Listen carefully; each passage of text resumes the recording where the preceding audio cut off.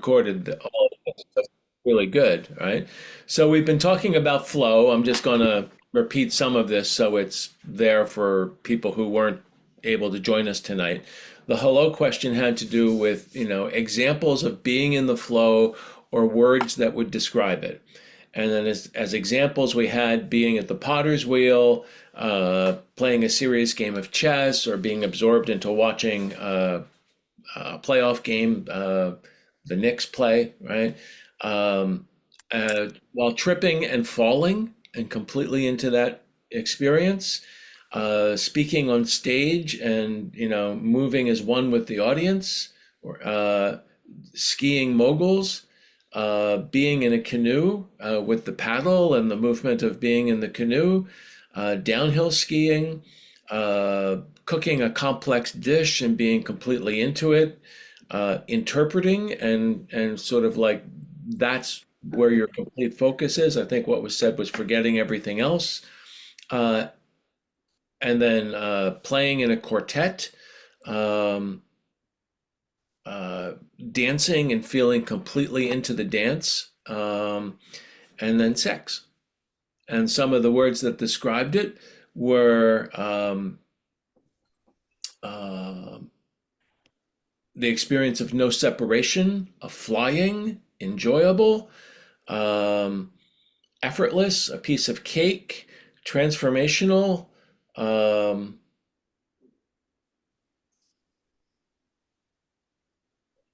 and what was it? Deeply expansive, deeply rooted.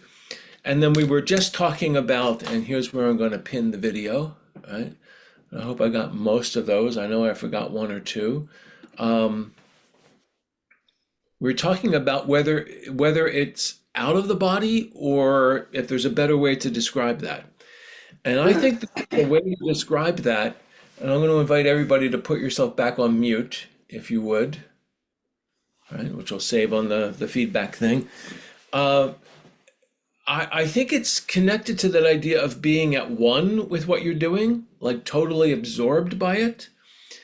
And the way we normally are with our body, or the way we normally are with things that we do, it's as if we are watching ourselves try to do it. As if there was like a little Brian or inside of you, a little you inside of your head, and it's, the world is appearing on like a big TV screen in your mind, and here I am making myself say the things, and I'm like at the controls, speaking into the microphone, and then this puppet called Brian is actually doing it. And it's like we're watching ourselves do this thing. And it's sort of an optical illusion that our minds play on us, that we watch ourselves do what we do. But in these flow moments, that barrier between your awareness of what you're doing and the actual doing becomes more porous, more see through, more transparent. And I think maybe instead of out of the body, but I think the description was pointing at, actually completely into it in a way that feels very, like it feels unusual because normally we have that division, right, of watching ourselves. And that's very useful in terms of stage 8 and what we're going to talk about, because we're going to talk about stage 8 as getting into the flow. So that's why we're going through all of this. So just as a reminder, we begin each session, and this will be very familiar to you as you've been practicing for the last couple of weeks. We set our intention, and our intention is to, stages 1 through 4. The intention is like the part of it's like the windshield, right? And this is the road that you're driving on. This is what you want to keep doing. So you could say it's the threefold object. Stages 1 through 4, you're staying connected to that. And then as you get into stage 5 and beyond, you're working with the subtle object, right? So in stages 1 through 4, you're intending to connect with this settled, aware presence that is focused and alert. And that produces a calm, awake state of mind. And then in stage 5, we begin to transition to what we've been calling the subtle object, something a little bit more, something deeper. Um, and we'll go through the instructions in just a minute. And then stages 5 through 9 increase that connection with the subtle object. So that's our intention. That's what we're trying to do. That's the road that we're trying to stay on. And whatever else comes up, we use the steering wheel of our attention to bring ourselves back to what we're trying to stay with. Right? So we set the intention, and then we call to mind the field of masters. And, this is very traditional in meditation circles that, you call to mind exemplars, examples of people who have done this before. And I like to say this as, many, many ordinary people that would look at our lives and go, you guys are so special. You have all these magical devices. Look, you can talk to each other across distances and see each other. And, you have it, so easy, and we have it so hard. We're just ordinary women and men who learned how to focus our attention. Right? And so whoever that would be to you, I imagine them in front of me. And they're like the sun shining on me and sharing their ability to actually do the practice. And the reason to do that is that imagining them sharing their ability so that you can meditate like them, you can meditate like a master, takes you beyond thinking, oh, I can't do this. And all the stories that you might tell yourself of why they're more special than you are, right? They're sort of in the space around you going, sure, you can do it. Just try it again, right? So setting the intention, calling to mind the field of masters, and then you set your posture. And then you begin.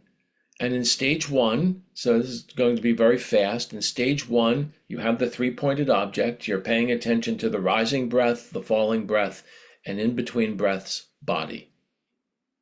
So the nice thing about the 3-pointed object, there's lots of ways to teach this. Some people just use one single pointed object.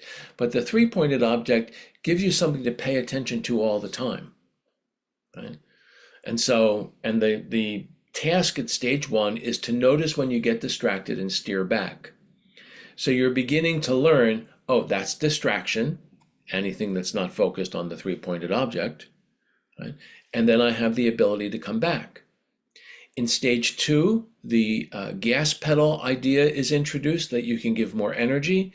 And we've been using the metaphor of it's like your best friend or your lover walked into the room, or your beloved, whatever, right? And you give her or him or it your full attention. You notice what they're wearing, how they look, what they're holding, how they entered the room. Did they enter in a hurry? Did they enter sort of like relaxed? You notice a lot because you care. And so there's an intimacy of the energy that you give to the 3-pointed object. You begin to care. And stage 2, you're still working with rising breath, falling breath, and in between body. And sometimes you're there and sometimes you're not. When you're not, a little bit more gas, back to trying to connect. So stage 2 is called partial staying. In stage 3, the attempt with more energy, closer to the object, more intimacy, you try to stay more completely. And so we go from the 3-pointed object, it unfolds and becomes the 7-pointed object. The beginning of the rising breath, the middle, at the end, the beginning of the falling breath, the middle, at the end, and then in between body. Right? Because there's more to pay attention to, it's easier to stay more of the time. Right? In stage 4, right, even more energy to your attention, trying to stay more completely with the object. It's from the very beginning of the in-breath all the way through. It's like you don't let go. It's not like, oh, I caught the beginning. Oh, yeah, there was the middle. Oh, yeah, I got the end. It's like, no, beginning, middle, end. You're there all through it. And then all the way through the falling breath, the breathing out, and in between body. Right? So you're continuously and completely present. What's happening is you've progressively trained your mind to stay with the object. And at stage 4, the idea of subtle dullness of mind, symbolized by the rabbit, was introduced. All right, so I'm going to share the screen so we can talk about this using the picture. Right? So we started at the very bottom, and if you count the elephants, they're the stages. So the elephant at the bottom is stage one. You're just trying to connect, right? And notice when you're distracted. The flames represent intensifying the energy or gas pedal. So the second elephant, the meditator is trying to get closer. The monkey of distraction is still dancing around, right? So more energy. We just talked about the seven-pointed object. That's the third elephant where the head is white, the monkey's head is white. There's this subtle rabbit, this rabbit that begins to appear. It wasn't here in stage two. You might begin to experience what the rabbit symbolizes, which is dullness of mind in stage three. And we were just talking about stage four. This is elephant number 4, counting from the bottom. The front half of the elephant is white. The front half of the rabbit's white. The monkey is approaching half white, right? This rabbit represents the quality of mind where, okay, you can now focus on an object. You can stay continuously and completely with the rising breath, the falling breath and body, but your mind begins to become, or can begin to become, a little dull and dreamy and sort of over relaxed. And so we introduce a wake up, right, to have presence while we're being focused. So there's a sense of continuous and awake presence, completely staying with the object, continuously and completely with the object, awake and present. And many times I think we've said, if you accomplish stage 4, that's brilliant. And if you want to stay at stage 4, that's a mind that is, I think that puts you in the top 1/100% of how most people hold their attention. Right? This is a brilliant place to stay. The path isn't done, right? But you could work with that for a long while. Then we took a break in our training and we worked with that. We were practicing stage 4, I think, for 6 weeks. And then we went to stage 5. And at stage 5, there was this video, and Tim, if I can send it to you, I'll send it to you, but it was a picture of driving down the road, and you're in the car, and trees and whatever are going by, and road signs, and you're just in the car.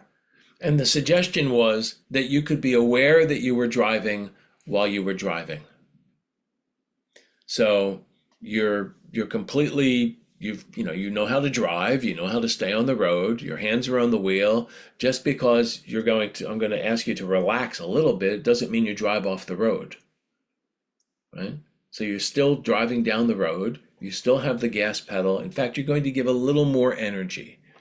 And we talked about it as driving and finding the perfect speed for the road.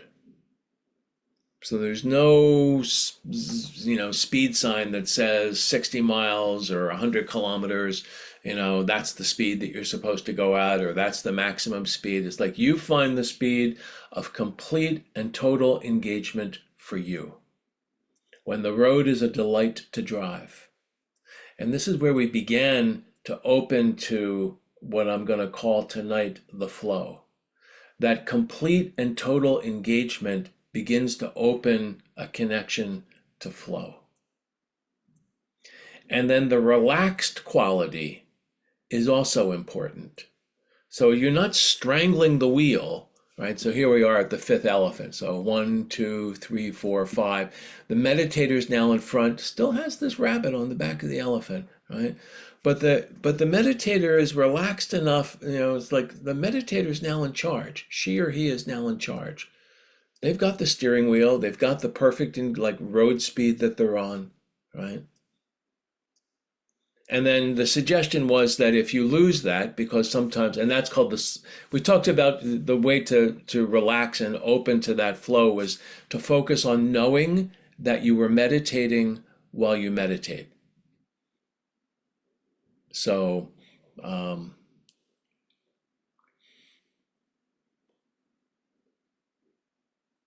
being self-aware. And the weather check-in that we do in the morning of what's your daily weather, how's it feel to be you, and we all give a weather report. It could be sunny. I think somebody today was like turmoil, right? Or tornadoes brewing, and it was like, okay, that's your weather, right? We know what it feels like, right? That ability to know what it feels like to be you is connected to the ability to know what it feels like to meditate. And so that connects you to the subtle object, right? The knowing that you're meditating. And then that'll slip away and you reestablish it by going back to stage 4, continuous and complete engagement. And then stage 5, find the perfect speed again, total involvement, and then relax again into knowing while you're doing that. Stage 6 involves going back and forth a lot between that finding the subtle object, and then it'll fall apart, you'll lose your connection, and then you reestablish, and finding the subtle object and reestablishing, finding the subtle object, then it falls apart, and then you reestablish complete engagement and you try again. And that back and forth between finding it and then having to find it again and then having to find it again, that's the journey of stage 6. And every time you go back, you're trying to sustain it longer. And the process of sustaining the connection to the subtle object, actually the rabbit disappears. Because the dullness of mind and the subtle object, it's sort of like sunlight and shadow. When you find the subtle object, it's like the sun's come out. You're knowing. The rabbit represents not knowing, falling asleep, being dull-minded. And it's impossible to know and be dull-minded at the same time. So that's why the rabbit disappears. So that's what we did last week. And then we went around this corner, right? So now we were at the 7th elephant, right? We're getting close to the top of the path here, right? The 7th elephant, we talked about a stream. And my invitation to you during the week was to turn on the water at your home and let it get to whatever temperature. I don't like sticking my hand in cold water, so I let it run for a while until it gets pleasantly warm. And then my suggestion was stick your hand in and feel the difference between looking at the water and feeling the water. And then try to grab the stream, right? 2 things will happen, right? You can't grab the stream, right? It's a moving event. It's not a thing. It's not like a block of water, like I can pick up my pen and grab my pen. But a stream of water coming out of the faucet is not like the pen. It's constantly changing. It's more dynamic, right? The second thing is that the stream is an experience. So there is this quality of knowing, there is a continual experience happening. And for most of us, it's more than the short list I'm going to offer at the moment, but the stream of knowing includes your thoughts. So thoughts come and go, and your thoughts, and it's, the wonderful thing about this is it's already happening. So you don't have to make something new happen. You've been having thoughts as long as you've been alive. It's just you're actually seeing the stream, right? Recognizing its quality of stream, right? Or memories come and go.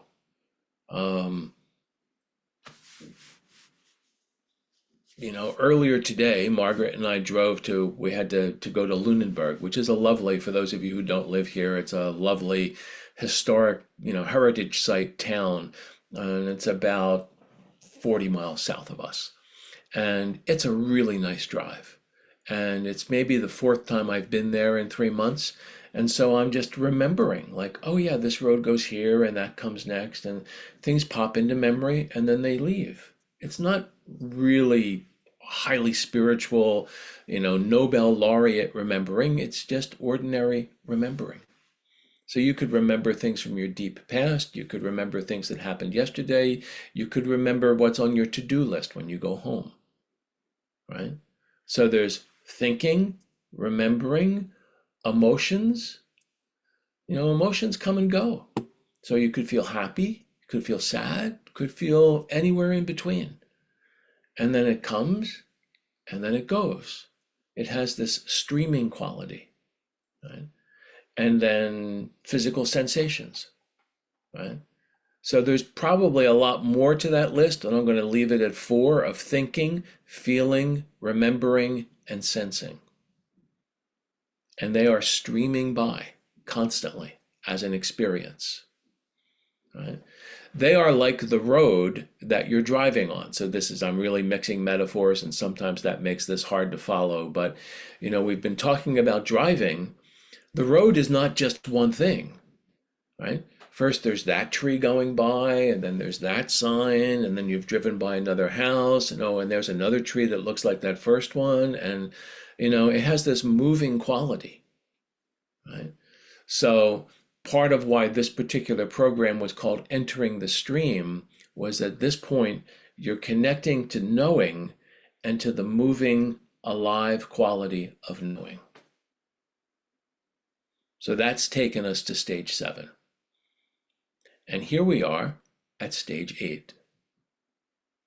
So the shifts between stage 1 and stage 2, or stage 2 and stage 3, they're big shifts. There's a lot of fire. You might notice on this picture, the fires have disappeared. First, they got smaller as you went from, the big fire between stages 4 and 5, smaller between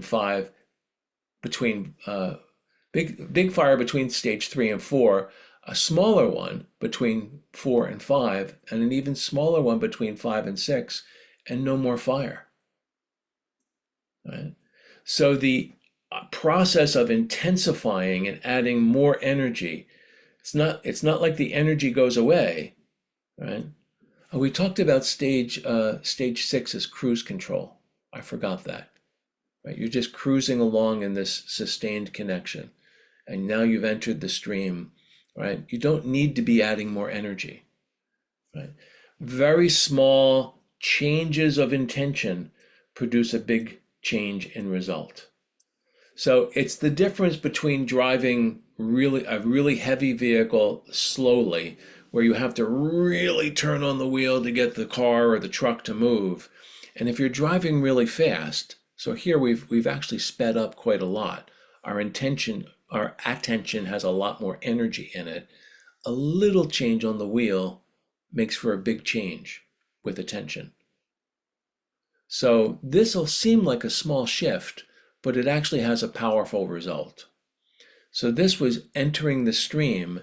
Now I want to talk about being in the flow. So you've noticed the stream, right? Jump in. Let yourself, you might say, I was thinking about this earlier, surrender to the flow. Now here's something to know.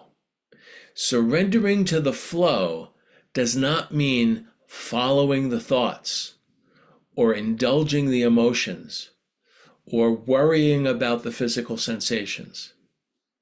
It just means let them be a flow. You're knowing, your hands are still on the metaphorical wheel, you're still driving down the metaphorical road, right? And you've just, it's like you're completely engaged, and now you're one with the road, right? You're at ease, like you're going at a speed in which there's complete engagement and it's easy to drive, and these things are happening. So inside of your awareness as a meditator, thoughts come and go. They're not a distraction. They're just the scenery. Emotions happen, not a distraction. In fact, maybe they give more energy into right, I'm here with that feeling. It's just flowing by, right? So there's a quality of absorption into the meditation in which you're one with what's happening. And at the same time, what's happening is very ordinary. Like you're just having thoughts. You don't have to have designer thoughts, good thoughts, peaceful thoughts, happy thoughts, special thoughts. You're having whatever thoughts you're having, whatever emotions come up. In fact, it's useful if, as they come up, as the scenery goes by, you let yourself, it's sort of like you see the trees without getting pulled. Like, oh, there's a tree, right? As you're driving. You don't have to like take your eyes off the road, you'd crash. But you can notice, right? You're just one with whatever's happening, right? So there's a quality of absorption and loosely held awareness that produces this state. And what were some of the words that went with it? No separation, flying, enjoyable, full of easeful. Like you're still there's a lot of concentration, energy going on because you're still meditating, but it's with ease. It's not like a strain to meditate. You're in the flow of awareness, and the awareness as it's going by constantly reinforces your attention. It's smooth, expansive, and one more time, I would remind you to, like touch in lightly every once in a while with the body. It's deeply rooted in the experience of just being a human being. Where the journey is taking us in terms of calm abiding is that you can rest with complete attention and relaxation and flowing focus on just being you. I mean, most of us have things we can do better. As one teacher I know says, you're completely perfect and you can use some work, right? So they can both be true, right? So it's not like, oh, I've achieved nirvana or sainthood no, I still have work to do. But at the moment that you're meditating, you could relax completely at ease and in the flow. And that's what stage 8 is about. So lots of words to describe this experience that, all of you, I was really happy had some connection with and an example of. And I hope as we practice in the coming week, it's like, oh, right, I could get into the flow of this, right? So as we practice, we'll do the usual go through 1 through 7 at this point pretty quickly. You can stay at whatever stage you wish to stay at. If you want to stay at 4 or even 1. Or if you sort of think you're still working at 6, finding the ability to sustain the connection with subtle mind, right? This flow is pretty subtle, right? That's why we went to subtle mind. And the knowing sort of opens up to the flow. So I think that's a lot of words about an experience that's very direct. And if I could go back one more time and say that I think the key here is the idea of I'm giving into the flow. I'm not trying to have different thoughts or special feelings. Right? I'm not even watching myself do this. Like here I am flowing, I'm flowing, that'll kill the flow, right? There's just a quality of I'm just doing it. And I'm just in whatever, my attention's here, and whatever is flowing by, that reminds me to be here. Right? So with surrendering to the flow as the pith instruction for stage 8, I'm going to stop the screen share, and I would love to hear what you think.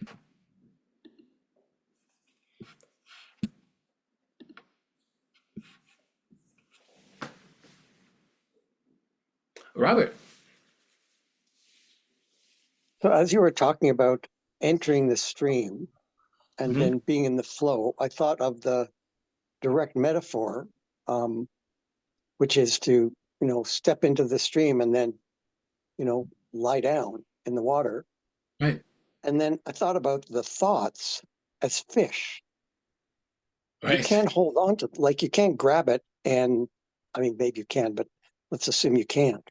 right, They just do their thing, and the crabs walk along the bottom of the thing. And right, so that was really helpful to me, just to think about it in that context. right. And it's something from earlier today, and I believe this was Violain who shared this, and if not, please accept the credit whoever you were.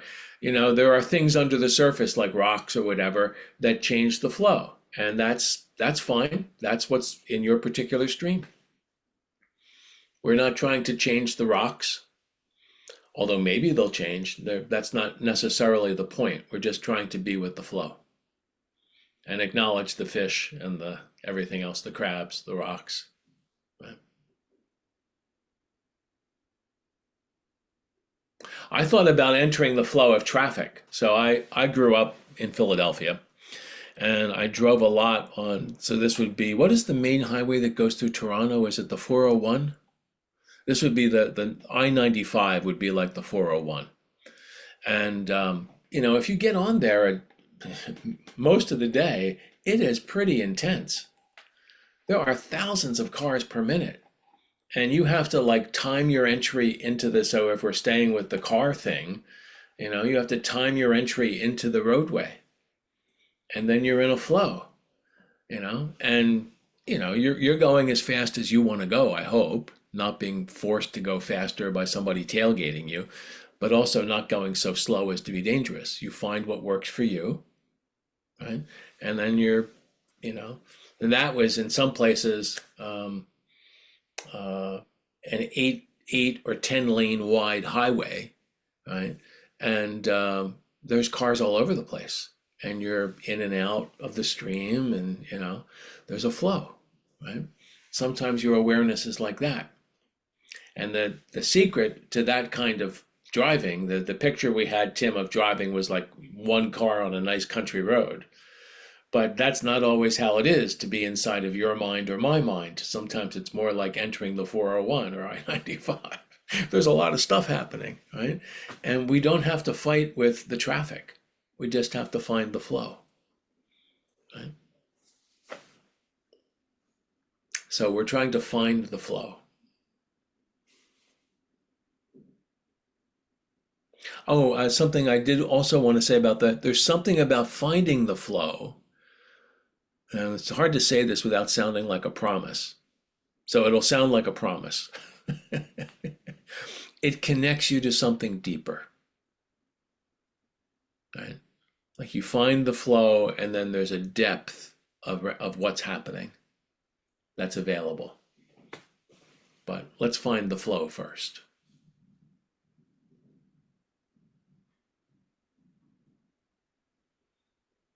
You might now begin to, this is why I called it entering the stream. Entering the stream, I feel like that guy from Karate Kid, wax on, wax off. Enter the stream, find the flow. Very simple instructions.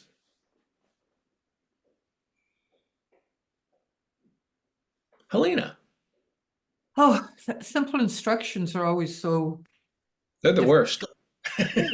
Yeah, I'm I'm finding. So so Brian, I'm just wondering if you could talk a little bit about the difference of the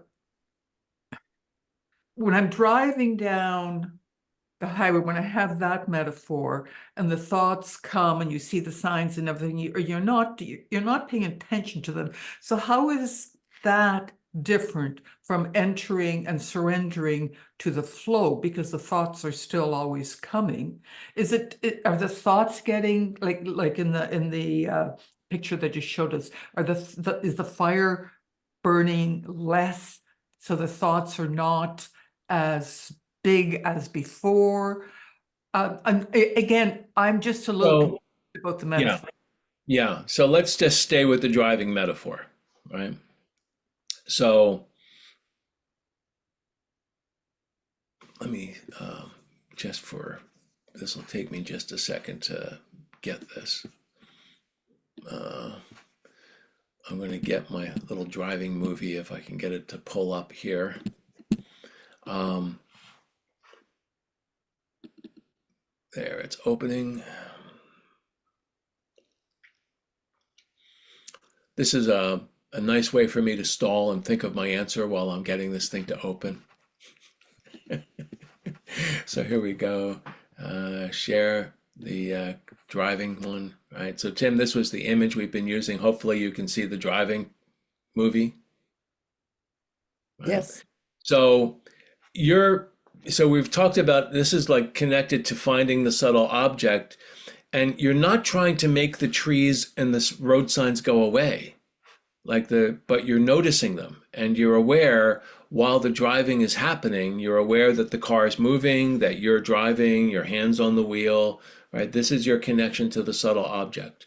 What happens when a lot of people talk about meditation, it's as if they want everything other than the road to disappear. I want my thoughts to go away. Or I want them only to be, green trees, no yellow trees, no trees without leaves. I just not get rid of that tree, right? Or I don't, this is like a caution sign ahead. I don't want any caution signs. I just want, what's that one? Oh, that was a no something or other, right? Like no signs, right? So we're not trying to make any of it go away. We're just noticing, right? So this, like the knowing that you're driving while you're driving, or this is a curve. How you'll be in the car is different, right? So there's a subtle knowing that's going on while you're driving. Hmm. Entering the stream quality in it, that what we were calling entering the stream is, you begin to have a sense of, as all of this stuff, and I'm sorry to keep playing this movie, but it's the best example I have. You have a sense that, yes, that stuff going by is part of your experience of driving.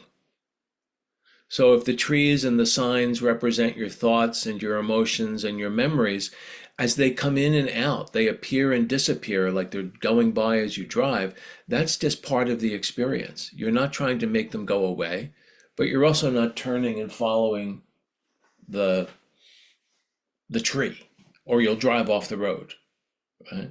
So you're just letting it happen, right? Cruise control was you can just stay there. I'm not going to play the whole thing again for cruise control. Entering the flow is your experience. You begin to realize that you're constantly having thoughts, memories, feelings, physical sensations. Meditation doesn't take you to some extraordinary, calm abiding at least, doesn't take you to some extraordinary place in which you don't have thoughts, feelings, memories, or sensations.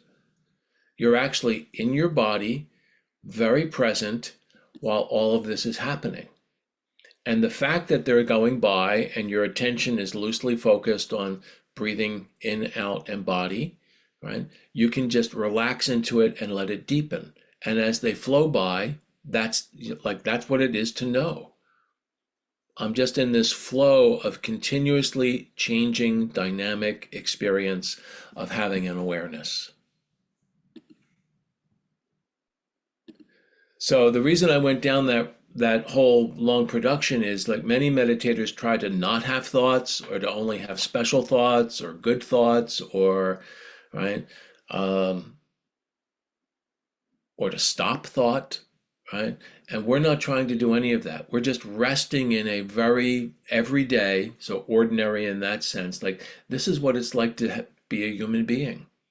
I constantly am experiencing something, and my awareness is connecting with that experience. And we called that moment of awareness plus experience mind in the first presentation. So it's like moment of mind, and then the next moment of mind, and then the next moment of mind. They're happening thousands, tens of thousands of times a minute. And Maybe, would, go ahead. sorry, and would you say that that experience is for you to realize that you are not that? Well, at this point, it's just to rest in that experience, Okay. you know? Um, the reason I'm going there, now we're into some deep philosophical waters. So if you don't want philosophy, you should turn the sound off now. What else are you than that? Like this thing we call I is really just an amalgam, cobbling together of all those moments, right, into me. This is my experience, my experience, my experience, my experience, my experience, and we make that I. But what's really happening is this flow of awareness and experience. And it's constantly changing, right? It's not a thing. It's not like my pen, right? It's not like a solid. This isn't one thing either. If I take it apart, I don't know if I can put it back together. It's from the dollar store. But imagine I took it apart into all of its component pieces and went, well, it's not the top, it's not the bottom, it's not the cartridge, it's not the clicker thing. It's, it's like got all these pieces, right? So, well, I is like that. It's like one thing, and then the next thing, and then the next moment, and then the next moment, and so. But instead of getting involved in the philosophy and the psychology of it, we're just trying to connect to, oh, there's this flow of awareness of this moment of awareness or mind or experience. I've been calling it knowing because I like speaking in simple English, like knowing, knowing, knowing, knowing, knowing, and it's got a flow. Interestingly about the flow, if you can just surrender to it, there's a pleasure that goes with it. Even in the worst moments, it feels alive. That's part of the depth, but you have to surrender to the flow. When you want it to just be my happy flow, that's not surrender. That's like a parent who wants you to just be your happy self. Don't be sad, darling. I know that they said, they didn't like you at kindergarten. Or, don't be disappointed. It's like, no, whatever's happening, that's the flow, right? So there's a quality of surrender to it. And that's your driving. So back to the driving metaphor, it doesn't matter. And I was talking earlier today about a building that I hate on the way into town. By the way, I drove past it twice today and I didn't notice. I felt really good about that. I didn't get caught in my flow. It's just another building. Right? So things come and go as you drive by them. Does that speak to your question, Helena? Absolutely. Thank you so much. Okay. It's a really good question. Thank you. Okay, you're welcome. Somebody else want to jump in?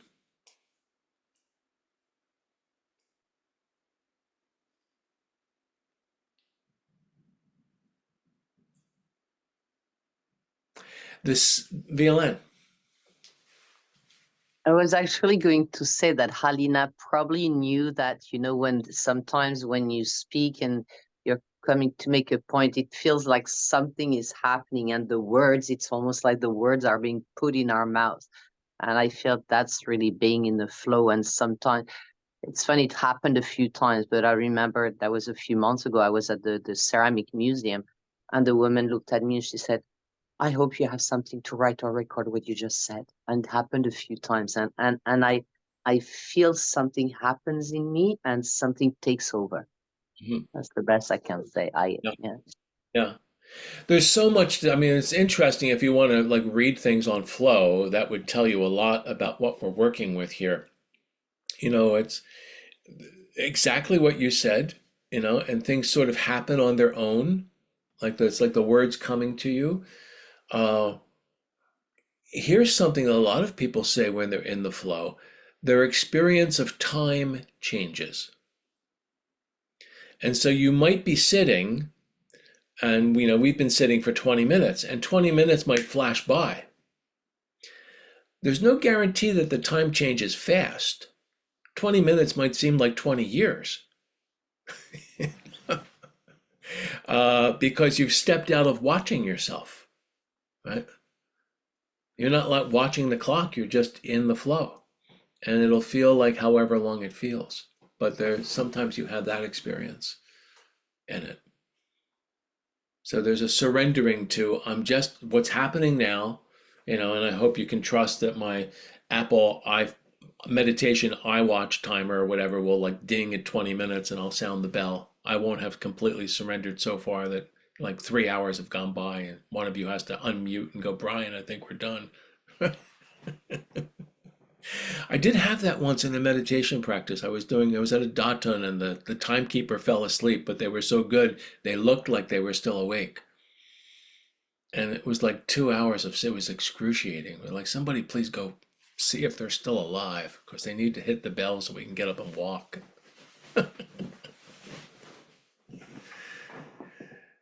So somebody else want to jump in?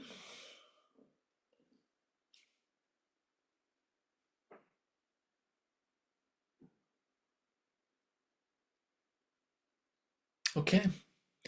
Well, it's often the simplest instructions, like surrendering to the flow, are very challenging.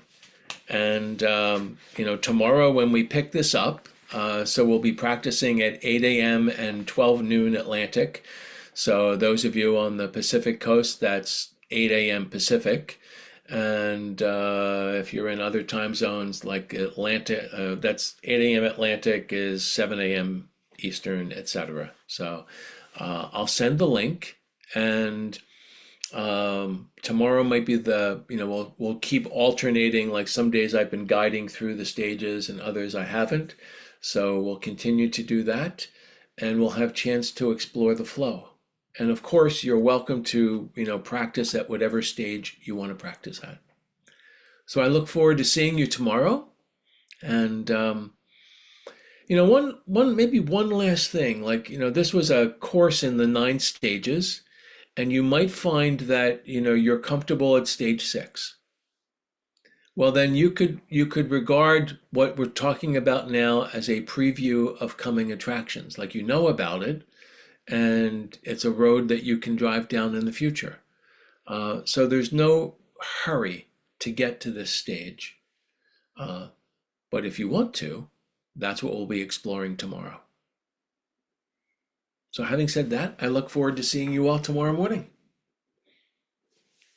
Thank you so much, Brian. Bye, Bye. everyone. Thanks. Bye. Thank you all. Brian. Good to see you Thank again. you. I'll be on the way to Peggy's Cove tomorrow. I'm being picked up at 7:30. Ah.